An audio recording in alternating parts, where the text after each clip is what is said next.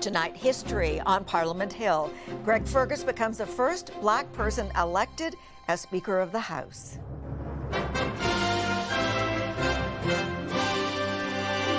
Greg Fergus. From the back bench to the front chair. We need to treat each other with respect, that we show Canadians the example. The political reset after a global blunder.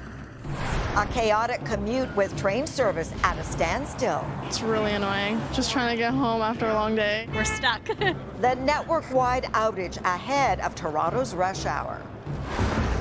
Plus, a swift rise in the fan base for pro football. Taylor Swift is in the building. This is probably the best football game experience. The field day over a new era of record ratings.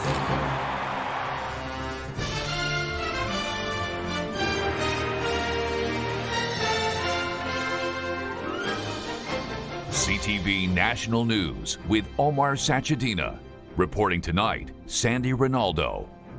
Good evening. We begin with a historic night in Manitoba. The NDP has won the election, with leader Wab Kinew becoming the province's first First Nations premier, securing a majority win for his party. And he is now accepting that win. Let's listen in. Out there who work in healthcare, we need you. The nurses, the doctors, the healthcare professionals, the healthcare aides, we need you to work with us to build something special here in the healthcare system in Manitoba.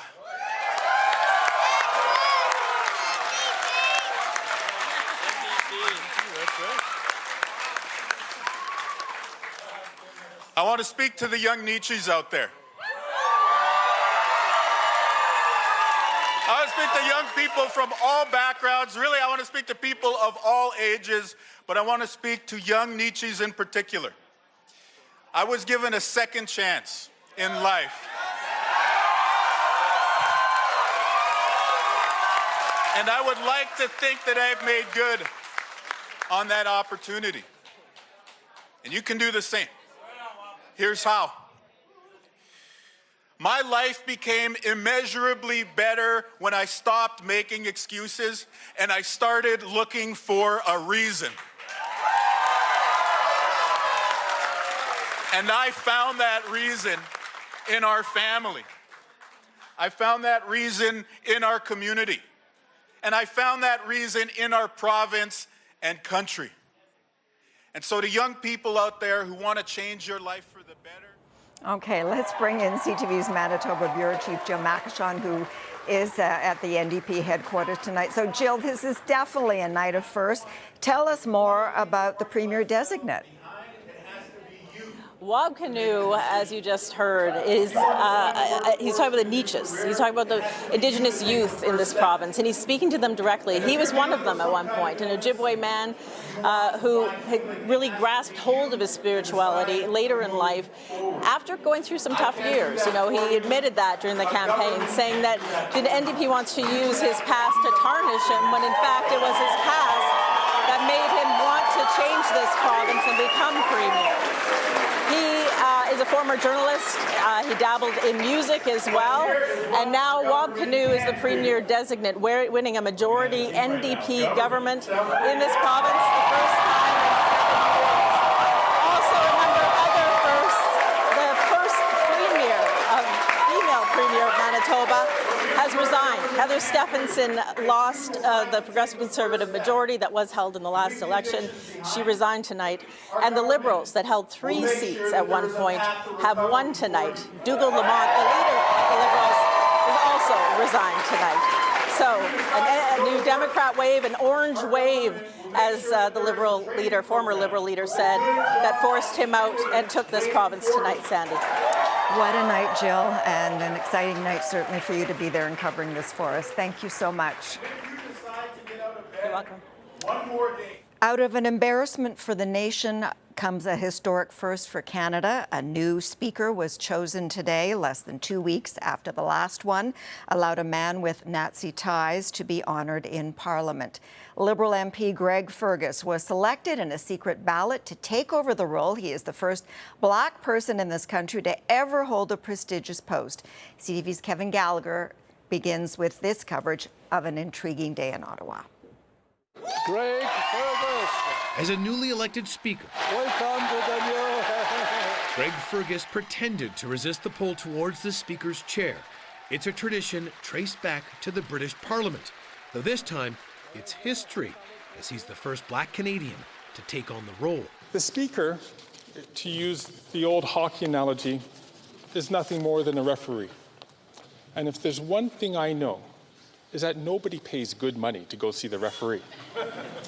They go to see the stars, you, the players on the ice. Colleagues called his accomplishment inspirational. You can also imagine for kids like mine, because I'm a granddad, how important it is to come here and to see his picture and to lead the chamber. There's going to be kids who maybe have come here and not seen themselves reflected on the walls. And that's going to change now. The unprecedented election of Fergus comes during a tumultuous time. Former Speaker Anthony Rota resigned last week after he honored a man who, it turned out, fought for the Nazis in the Second World War. I wish to apologize to the House, and I'm deeply sorry that I've offended many. Fergus was first elected in 2015. Voila! The Quebec MP is promising to restore honor and decorum to the House of Commons, an institution the 54-year-old has revered since he was a teenager. In 1988, I sat right there at the foot of the Speaker's chair as a parliamentary page, where I was awed by the majesty of this sanctum of democracy.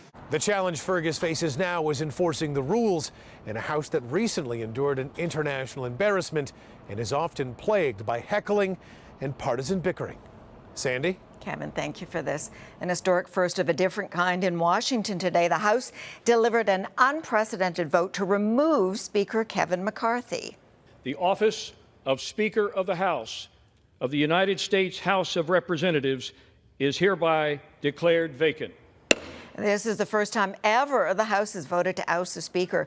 McCarthy was brought down by a handful of hard-right members of his own party who were furious that he worked with moderate Republicans and Democrats to keep the government from shutting down. At the end of the day, keeping government open and paying our troops was the right decision. I stand by that decision. 8 Republicans joined Democrats to vote him out. Work in the House of Representatives is now halted, and it's unclear when a new speaker will be chosen. An apology late tonight from CN Rail after commuter travel was stopped in its tracks for hours in downtown Toronto. The company blames a network-wide system failure for the havoc at the city's main station, with no Via or GO trains moving in or out. CTV's Heather Butts reports. Just hours before the afternoon rush hour, trains across Toronto ground to a halt, derailing trips for passengers heading in or out of Union Station. It sucks. I want to get home and watch the ball game. Causing the commuter chaos, a network outage affecting Toronto's main rail corridor. For Nash Abdul, the 20-minute train commute turned into an hour and a half on public buses. I'm feeling claustrophobic, to be honest. That bus was not fun at all. We were crammed in like sardines. Trains were forced to hold at the nearest station. The sudden and severe outage affected Via Rail and Up Express, traveling between Pearson Airport and downtown.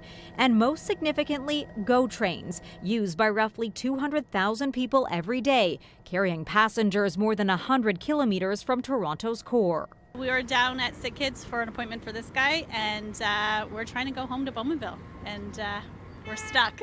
For some scrambling to get a ride home, it became costly. I'm trying to get to Stouffville right now. It's been unfortunate.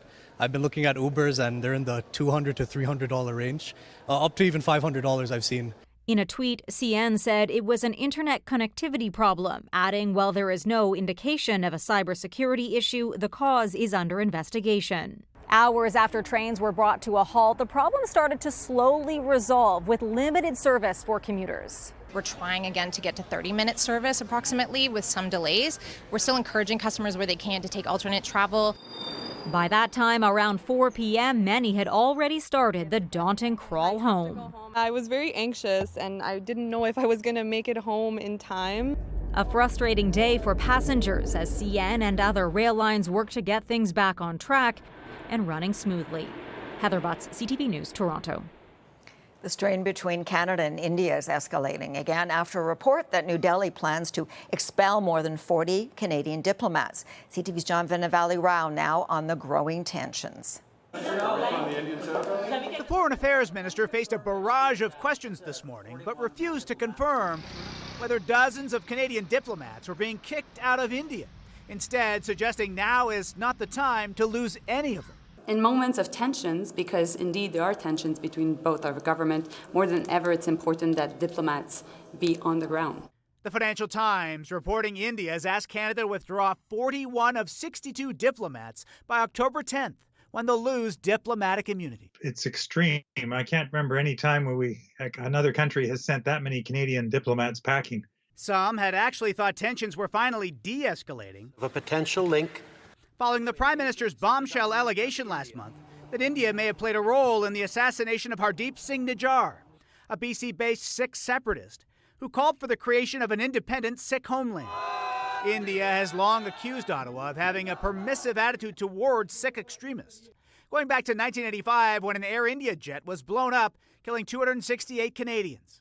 India's foreign minister recently noting Indian diplomats were targeted on billboards following Nijjar's killing. And outside a consulate in Vancouver, protesters burned the Indian flag. Our diplomatic missions and our diplomatic personnel have been consistently and continuously intimidated in Canada. But asked if the expulsion of diplomats would prompt Canada to retaliate, the Prime Minister says his government wants to keep trying to work with India. We're not looking to escalate, as I've said. We are going to be doing the work that matters in continuing to have constructive relations with India through this extremely difficult time. As for the Foreign Affairs Minister, she would not say much about talks with India, saying diplomatic conversations are best when they remain private. Sandy. John, thank you.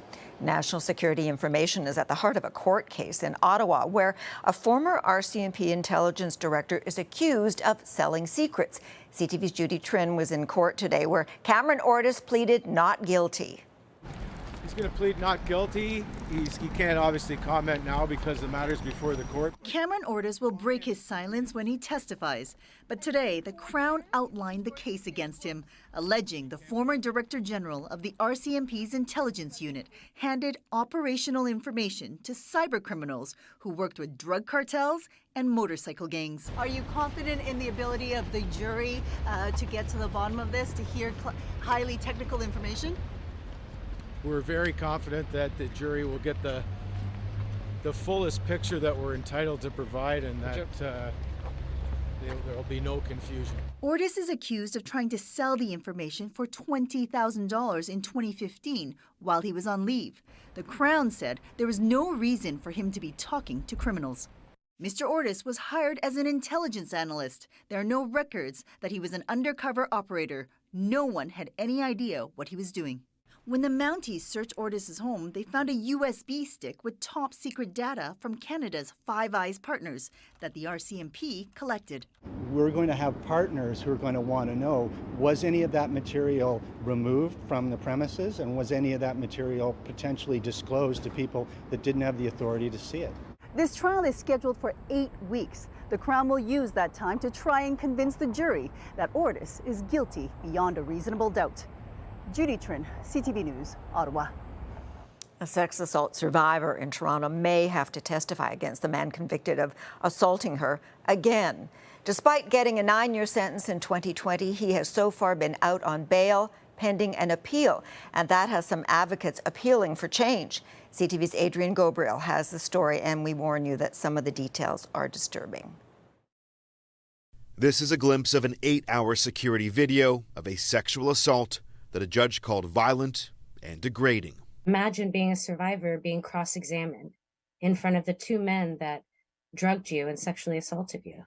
And now that survivor, whose identity is protected by the courts, could soon find herself having to testify for a second time at a new trial. In February 2020, a jury found Gavin McMillan and Enzo de Jesus Carrasco guilty of sexual assault and administering a stupefying substance inside this Toronto bar, where surveillance video from December 2016 shows a then 24-year-old woman, at times, struggling to stand up. A Superior Court justice sentenced the two to 9 years in jail. McMillan filed an appeal and has been out on bail ever since. The lawyer part of my brain understands that.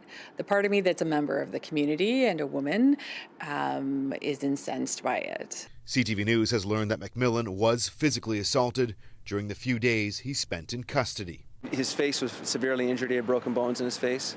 Today at the Ontario Court of Appeal, his defense lawyers made their case for a new trial, arguing in part that a Crown witness had a personal and professional bias.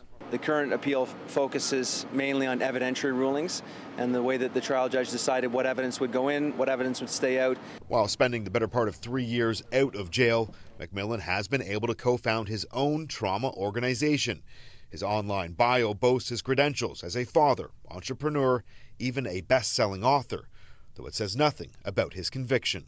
Lawyer Gillian Nachu believes this appeals case shines a light on how survivors can be re-traumatized by the system years after a sexual assault. There should also be an expectation that an appeal is heard within a particular period of time. As part of the appeals process, McMillan surrendered this morning, only to be re-released on bail. A decision on whether or not a new trial will be called could take another 6 months. Sandy? All right, Adrian. Coming up, trumping comments with a gag order. This case is a fraud and it's a scam. A scolding from the judge on day 2 of Donald Trump's fraud trial. Plus, the spillover effect as an Ontario highway is stocked with celery.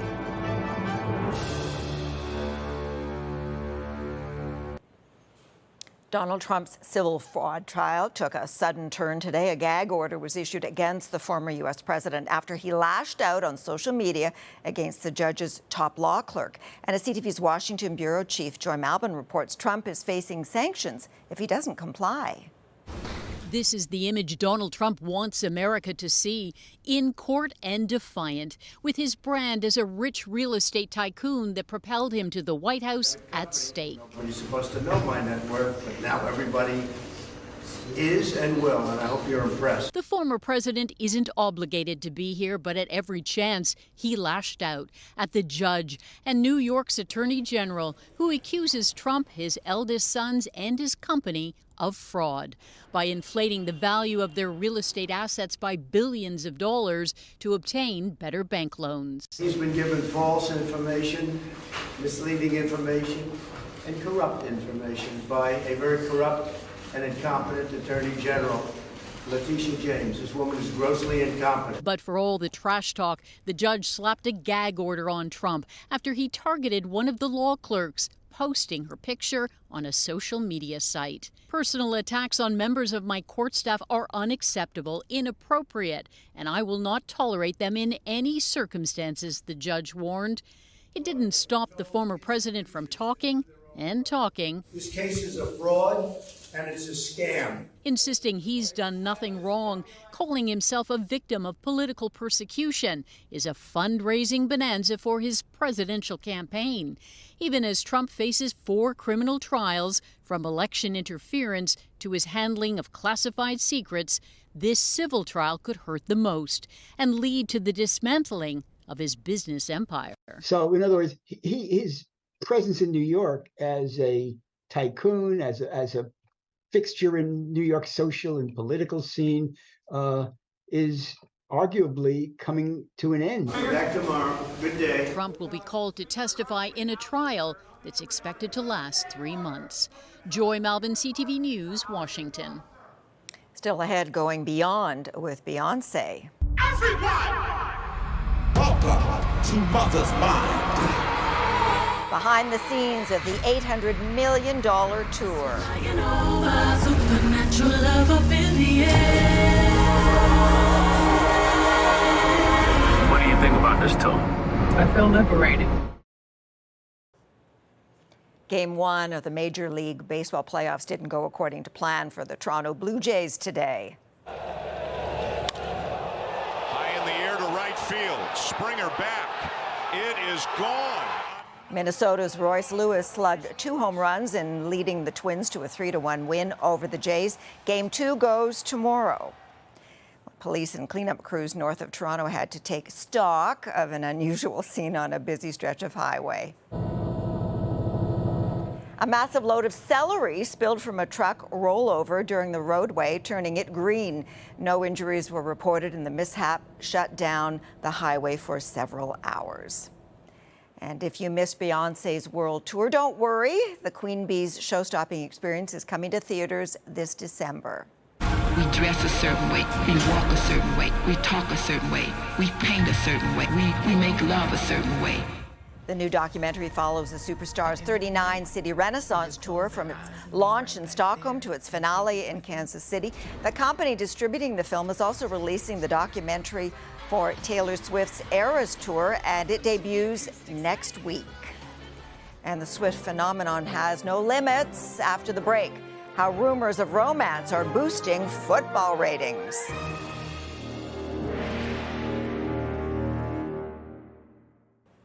We leave you tonight with the buzz around record ratings for Sunday Night Football. Some 29 million people tuned into the Chiefs and Jets game, and it wasn't just for the hits on the field, but for someone in the VIP box who knows a thing or two about hits.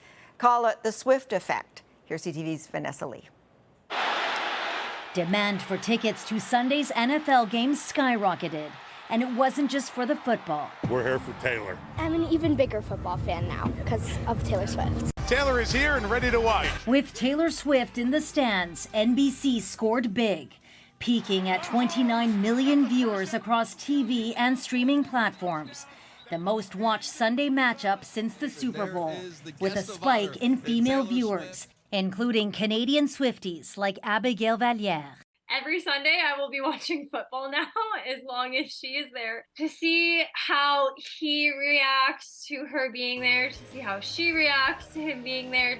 This was the singer's second Kansas City Chiefs game, as rumors swirl about her romance with two-time Super Bowl champ Travis Kelce, which has sent fans into a tizzy. It's been wonderful to see the number of young women now that are engaging in our content and exploring NFL players. Here's Taylor Swift. Swift packed a private suite with her famous friends. Actors Ryan Reynolds, Blake Lively, and Hugh Jackman hardly got a mention. She's a global icon, and her music clearly is able to cross borders. When you have that type of fandom and that type of loyal follower, then they seem to just naturally take an interest in the details of her personal life. Swift is currently on a break from touring after selling out stadiums across the U.S. Kelce is famous in his own right, but since they've been linked, his jersey sales have quadrupled, and sports bets on the Chiefs star are on the rise. There's no question that you can even see there the Taylor effect. The superstar appearing to usher in a new era. Vanessa Lee, CTV News, Montreal. That's our newscast for this Tuesday. Thanks for sharing your time with us. I'm Sandy Ronaldo. Good night until tomorrow.